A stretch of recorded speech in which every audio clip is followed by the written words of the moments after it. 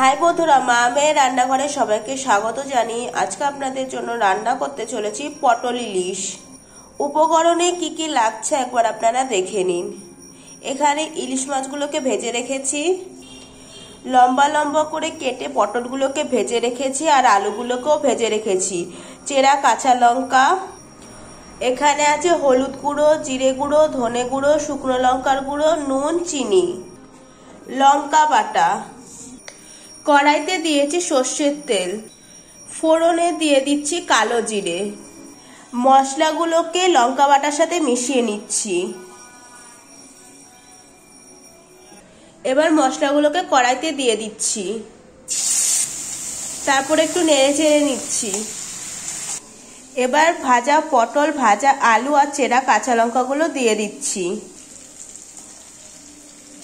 দিয়ে মশলার সাথে মিশিয়ে নিচ্ছি।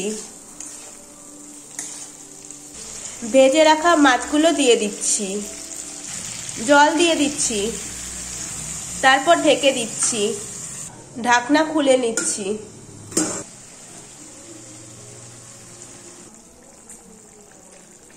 রান্না হয়ে গেছে, এবার নামিয়ে নেব।